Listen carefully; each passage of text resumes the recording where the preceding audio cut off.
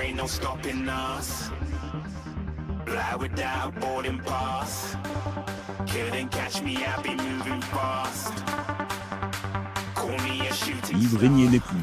L'acteur et réalisateur franco-suisse est mort dans son domicile de Neuilly-sur-Seine samedi 24 avril 2021, à l'âge de 78 ans, des suites d'un malaise cardiaque.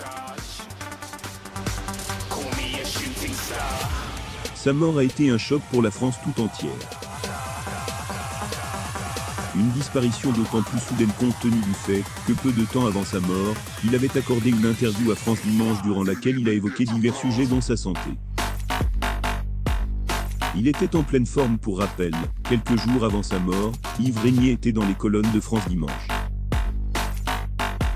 À cette occasion, le mari de Karine Régnier n'a pas manqué de donner des nouvelles de sa santé.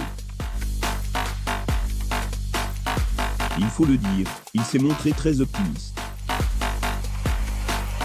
Yves Régnier et son épouse Karine le 27 novembre 2017 à Paris, France. Photo, Getty Images, je vais bien. J'ai eu mes 2 piqûres de vaccin anti-Covid et tout va bien. J'étais au sport d'hiver pour les vacances de février, à Méribel, a-t-il raconté, précisant qu'ils avaient respiré le bon air, écouté les oiseaux chanter et manger. En parlant des nourritures, l'acteur révélait qu'au moment de l'entretien, il était en régime, histoire d'évacuer toutes les bonnes choses dont il avait abusé. Ce qui l'a amené à évoquer la crise sanitaire. Photo, Getty Images. Si l'homme s'en fout des restrictions liées à la crise sanitaire, le fait de ne plus pouvoir aller au resto l'emmerde. C'est pourquoi il avait hâte que les restaurants rouvrent leurs portes, quitte à suivre des consignes chiantes et draconiennes. Le téléfilm La Traque, ce qui est sûr, avant d'être passé de l'autre côté, Yves Régnier a eu le temps de marquer de son empreinte l'histoire du cinéma français. Récemment, c'est au petit écran qu'il s'est illustré en réalisant La Traque, diffusé le 15 mars 2021. Le téléfilm retrace l'histoire du tueur en série Michel Fourniret.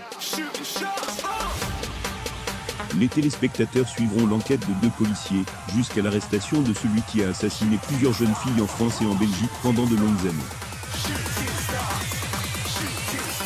Toujours est-il que dès sa sortie, et même avant, l'œuvre avait reçu des critiques pas toujours agréables. Si certains criaient à la violation de la vie privée des familles des victimes, d'autres se sont indignés que le film excuse voire héroïse l'ogre des Ardennes.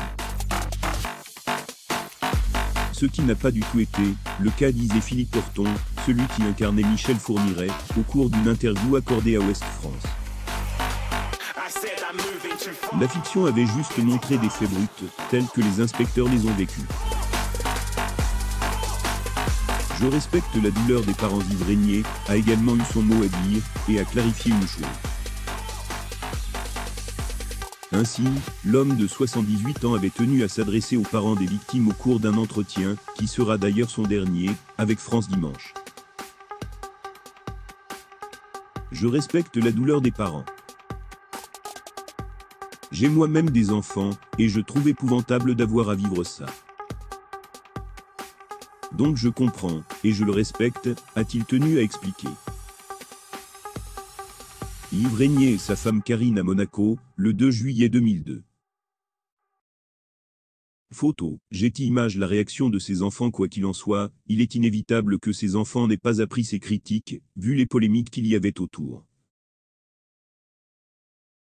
C'est toujours au cours de la même interview que le cinéaste révèle comment ces derniers les ont vécus. Ça a l'air d'aller. Ils se disent que c'est mon problème, mais ils trouvent en général mes films assez justes, a-t-il dit. L'acteur Yves Régnier. Photo, Getty Images. Zoom sur sa veuve. En mourant, l'acteur et réalisateur a laissé des proches et des fans en larmes. Parmi eux, on peut notamment citer le nom de Karine Régnier. Si la carrière d'Yves Régnier n'est plus un secret, découvrez un peu plus sur sa vie personnelle, notamment sur sa femme et mère de ses enfants. Acteur Yves Régnier. Photo, Getty.